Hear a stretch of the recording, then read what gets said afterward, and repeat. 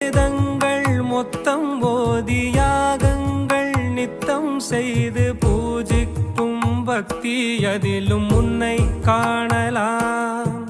பசி என்று தன் முன் வந்து கையேந்தி கேட்கும் போது தன் உணவை தந்தால் கூட உன்னை காணலாம். உன்னை காண பல கோடி இங்கு வாரி இறைக்கிறார்கள். எளிதாக உன்னை சேர இங்கு யாரு நினைக்கிறார்கள். அலங்காரம் அதில் நீ இல்லை, அகங்கார மனதில் இல்லை.